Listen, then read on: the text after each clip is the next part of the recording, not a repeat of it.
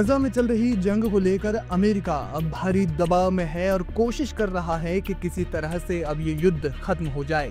लेकिन इस दबाव में भी ऐसा लग रहा है कि अमेरिका अपनी शर्तों पर ही जंगबंदी करवाना चाहता है। जी हाँ, ऐसा इसलिए क्योंकि युद्ध विराम के लिए अमेरिका ने इजराइल की ओर से कुछ शर्तें रखी, जिन पर कतर को सख्त नाराजगी है और इन शर्तों पर दोबारा विचार करने के लिए उसने अमेरिकी अधिकारियों से बात की है। डोनाल्ड ट्रंप द्वारा पेश की गई गजा शांति योजना ने मिडिल ईस्ट में एक नया विवाद पैदा कर दिया है।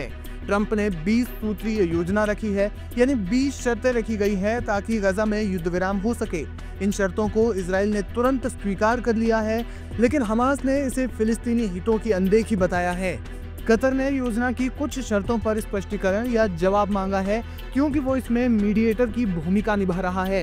कतर ने इसमें अमेरिकी वार्ताकारों से संपर्क साधा है। जानकार मानते हैं कि अगर योजना में बदलाव नहीं हुआ तो गजा युद्ध और लंबा खिंच सकता है। ऐसे में ये समझना जरूरी है कि अमेरिका की कौन सी शर्तें कतर को मंजूर नहीं है और कतर इसमें क्या चाहता है। ट्रंप प्रशासन की 20 सूत्रीय गजा युद्ध विराम योजना में मुख्य रूप से तत्काल युद्ध विराम, बंधकों की रिहाई, इजरायली सेना की गजा से वापसी, हमास का निरस्त्रीकरण और गजा में नई सरकार की स्थापना शामिल है।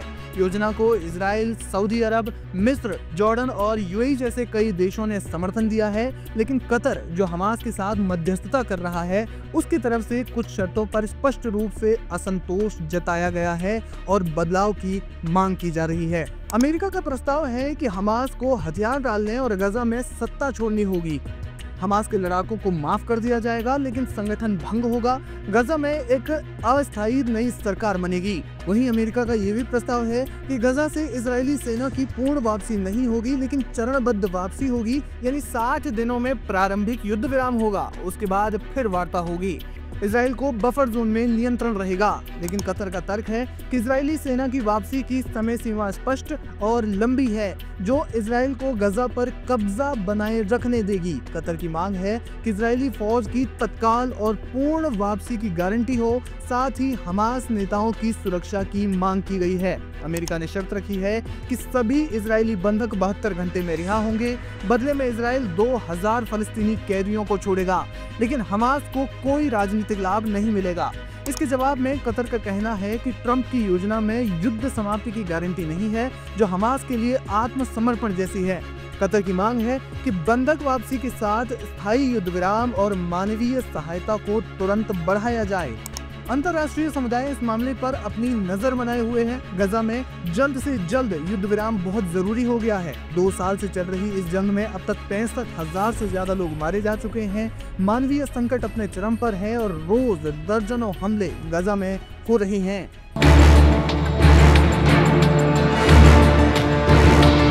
हमने हथियार डाल दिया तो फिलिस्तीन का अस्तित्व ही समाप्त हो जाएगा। ये प्रस्ताव पूरी तरह इस्राएल के पक्ष में बनाया गया है।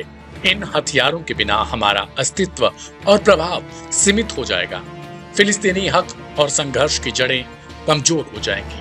हमास ने अमेरिकी राष्ट्रपति डोनाल्ड ट्रंप के 20 सूत्रीय शांति प्रस्ताव पर अपना पहला बयान दिया है। हमास की वरिष्ठ नेता इसे इस्राएली हितैषी प्रस्ताव बता रहे हैं और साफ कह रहे हैं कि वे किसी भी हाल में अपने हथियार जमा नहीं करेंगे। रॉयटर्स से बात करने वाले हमास अधिकारी ने आरोप लगाया कि अमेरिका की कोशिश फिलिस्तीन से हमास को निचोड़ने की है। उनके मुताबिक यह मंसूबा उसी दिशा में है। प्रस्ताव में कहा गया कि हमास अपने हथियार मिस्र भेज दे और अपने लड़ाकों को फिलिस्तीन छोड़ दे। ऐसी शर्तों को शायद ही हम कबूल कर सकें। हमास ने कहा कि वे जल्द ही अमेरिका को औपचारिक तौर पर जवाब देंगे और उसके बाद ही आगे की राह साफ होगी। उनकी स्पष्ट बात यह है कि वे अपनी हथियार बंद क्षमता छोड़ने को तैयार नहीं। वे समझते हैं कि हथियारों के बिना उनका अस्तित्व और प्रभाव सीमित हो जाएगा। ट्रंप के प्रस्ताव का मुख्य बिंदु यह लड़ाई रुकने पर हमास को अपने हथियार निकालकर मिस्र भेजने होंगे और गाजा की हुकूमत में उनका कोई आधिकारिक रोल नहीं रखने का है। प्रस्ताव में यह भी कहा गया कि रिहाई और कैदियों के आदान प्रदान के बाद गाजा में एक अंतरिम शासकीय बंदोबस्त बनाया जाएगा और अंतर्राष्ट्रीय निगरानी में राहत पहुंचाई जाएगी। हालांकि यह प्रस्ताव काफी विवादास्पद हो चुका है।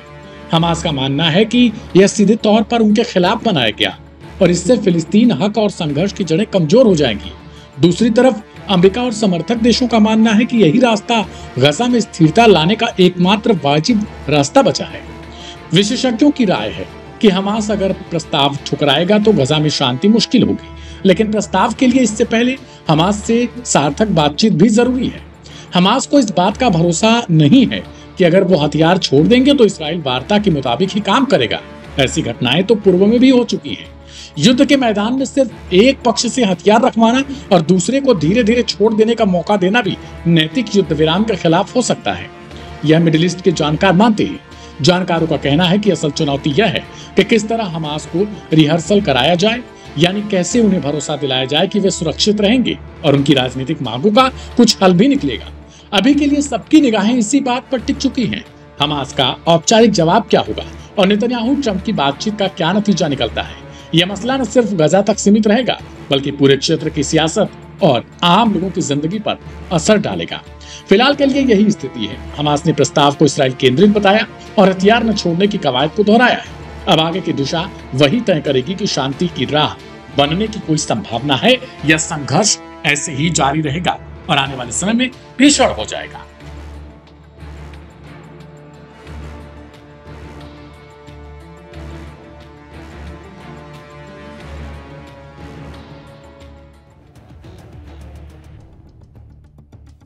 अमेरिकी राष्ट्रपति डोनाल्ड ट्रंप और इजराइल के प्रधानमंत्री बेंजामिन नेतन्याहू ने गाजा में युद्ध विराम की योजना पर सहमति जताई है। इसके साथ ही ट्रंप ने युद्धग्रस्त फिलिस्तीन क्षेत्र में युद्ध के बाद शासन स्थापित करने के लिए एक 20 सूत्री योजना की पेशकश की है। ट्रंप की इस योजना के तहत गाजा में एक अस्थायी शासी बोर्ड की स्थापना की जाएगी, जिसके अध्यक्ष ट्रंप होंगे, जबकि पूर्व ब्रिटिश प्रधानमंत्री टोनी ब्लेयर भी इस बोर्ड में शामिल होंगे। हालांकि अभी तक ये साफ नहीं हो सका है कि हमास ने उन शर्तों पर हामी भर दी है या उसे 20 सूत्री प्रस्ताव पर ऐतराज है। व्हाइट हाउस में ट्रंप ने 20 सूत्री प्रस्ताव का ऐलान करते हुए कहा कि इससे बेंजामिन सहमत है। उन्होंने इस मौके पर गाजा का एक नक्शा भी जारी किया, जिस पर लाल, नीली और पीली रंग से रेखाएं खींची हुई हैं। इस नक्शे के अनुसार गाजा और इजराइल के बीच हमेशा के लिए एक बफर जोन बनेगा। ट्रंप के प्रस्ताव के मुताबिक उस बफर जोन की रेखा के इस पार या उस पार इजरायली और फिलिस्तीनी सैनिकों और आम जनों के आने जाने पर पूर्ण पाबंदी होगी, यानी ना तो सैनिक और ना ही आम जन इस रेखा को पार कर सकेंगे। नीली, पीली और लाल रेखा का क्या है मतलब? राष्ट्रपति ट्रंप द्वारा स्वीकृत गाजा प्लान के तहत जो नक्शा जारी किया गया उस पर 3 रंग, नीली, पीली और लाल की लाइनें हैं। उसके बाद इजरायली सीमा से सटा एक बफर जोन भी है। गाजा पट्टी के नक्शे पर जो नीली रेखा खींची गई है वहां तक सभी इजरायली रक्षा बलों का कंट्रोल है। ये रेखा खान यूनिस के करीब है। इसके बाद राफा से होकर पीली रेखा खींची गई है। इसे विथड्रॉवल लाइव कहा गया है। इसका मतलब यह है कि जैसे ही हमास बंधकों की रिहाई करेगा, 72 घंटों के अंदर इजरायली फौज इस पीली रेखा तक वापस आ जाएगी। बफर जोन के आर पार जाने की इजाजत नहीं।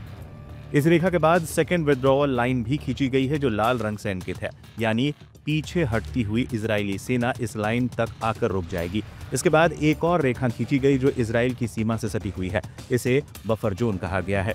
थर्ड विथड्रॉवल के बाद इजरायली सैनिक इस रेखा के पास आकर रुक जाएंगे। प्रस्ताव में कहा गया है कि इस बफर जोन के आर पार जाने की किसी को भी इजाजत नहीं होगी, तो युद्ध तुरंत समाप्त हो जाएगा। ट्रंप ने अपने प्लान को बताते हुए कहा कि इजराइल और अन्य देशों ने भी गाजा के इस नक्शे और प्लान की रूपरेखा को स्वीकार कर दिया है। प्लान में कहा गया है कि यदि योजना दोनों पक्षों द्वारा स्वीकार कर ली जाती है तो युद्ध तुरंत समाप्त हो जाएगा। इसके अलावा गाजा में बंद सभी जीवित और मृत बंधकों को 72 घंटों के भीतर वापस लौटा दिया जाएगा और बदले में फिलिस्तीनी कैदियों को भी रिहा कर दिया जाएगा। नेतन्याहू जो करना चाहेंगे उसे पूरा समर्थन। ट्रंप प्लान के मुताबिक गाजा पट्टी पर अस्थायी रूप से एक फिलिस्तीनी तकनीकी सरकार का शासन होगा, जिसमें हमास की कोई भूमिका नहीं होगी और इजराइल गाजा पर कब्जा नहीं करेगा। ट्रंप ने उम्मीद जताई है कि हमास भी इस योजना को स्वीकार कर लेगा। उन्होंने हमास को धमकी देते हुए 2 टूक में कह दिया है कि अगर हमास इस योजना को नहीं मानता है तो वो इजरायली प्रधानमंत्री को खुली छूट देंगे और नेतन्याहू जो करना चाहेंगे उन्हें पूरा समर्थन होगा।